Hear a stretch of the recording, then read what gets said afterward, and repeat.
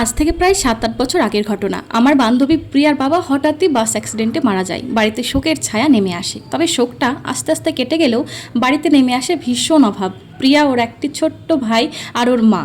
ঘরে যা পুঁজি ছিল তা বাবার শেষ কাজ ও নিজেদের পেট চালাতেই ফুরিয়ে যায়। শেষ মুহূর্তে তাদের এমন এক অবস্থা হয়, ওরা দুবেলা ঠিকমতো খেতেও পায় না। প্রিয়া স্কুলে যায়, ওর মা ছোট ছেলেটাকে রেখে অন্য কোথাও কাজেও যেতে পারে না।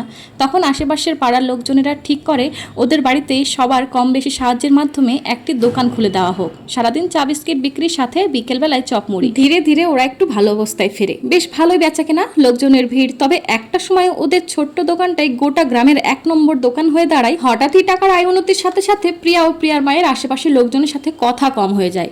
মানে যেসব মানুষেরা হেল্প করে ওদের ব্যবসাটি খুলে দিয়েছিল, হঠাৎ হাতে দুটো টাকা আসায় ওরা সেই সব সাহায্যকারী মানুষগুলোকে অহংকার দেখাতে শুরু করে। কেউ খোঁজ খবর নিতে এলে এমন একটা ভাব করতো যেন ওদের জীবনে খারাপ সময় আসেনি, কারোর থেকে ওদের সাহায্য নিতেই হয়নি।